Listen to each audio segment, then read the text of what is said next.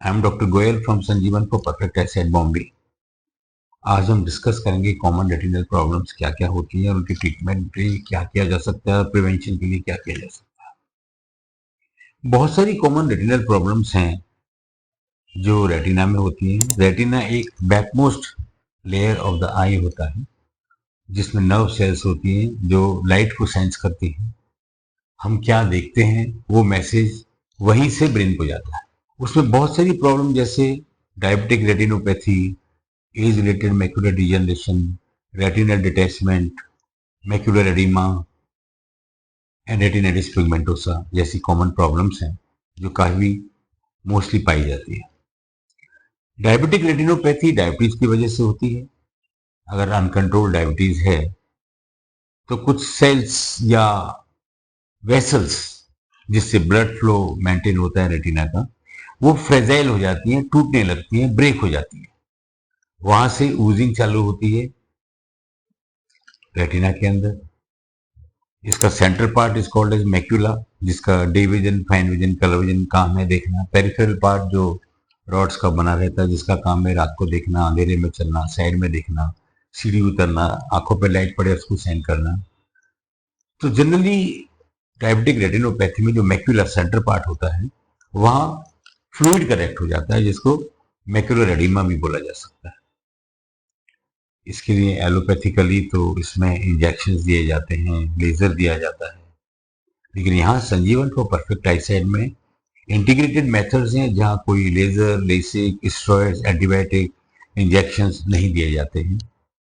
और यहाँ वेसल्स की हेल्थ को इम्प्रूव किया जा सकता है, रेटिनल हेल्थ को इम्प्रूव किया जा सकता है। ऐसे केसेस मैंने बहुत देखे हैं यहाँ पर कि मैक्यूलर एडिमा नॉर्मल मैक्यूला में कन्वर्ट हो जाता है। एक्चुअली प्रिंसिपली इंप्रूवमेंट क्यों होता है?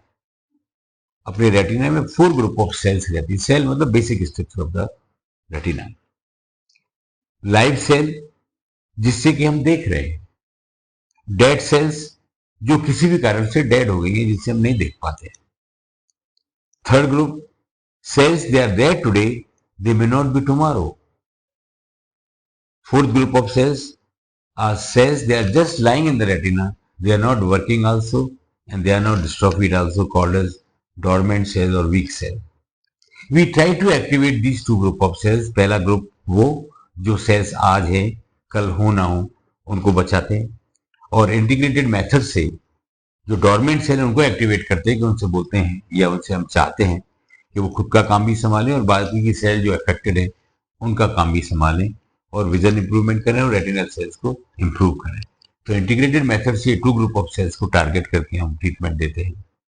जैसे मैंने बताया मैक्यूलर एडिमा के काफी केसेस यहाँ आते हैं और they all improve very well. जहाँ की कोई इंजेक्शन नहीं दिया जाता, ना कोई लेजर दी जाती है। ऐसे डॉक्यूमेंटेड बहुत रिपोर्ट्स हैं जिसमें एडिमा है और 4-6 हफ्ते 8 हफ्ते में एडिमा नहीं है, कंप्लीटली नॉर्मल मैक्यूला है। दूसरा age related macular degeneration. Age related नाम जैसे सजेस्ट करता है, ओल्ड एज में ये होता है जिसमें कि मैक्यूलर डिजनरेशन जो सेंटर पार्ट ऑफ रेटिना है वो डिजनरेट हो जाता है, खराब होने लगता है।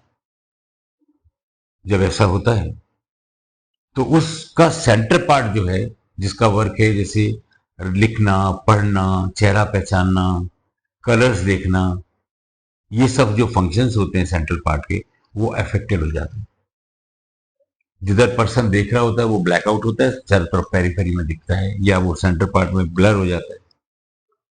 यहाँ वो उसका भी ट्रीटमेंट बहुत अच्छे से किया जाता है with integrated methods, without surgery, without laser, and results are fantastically good.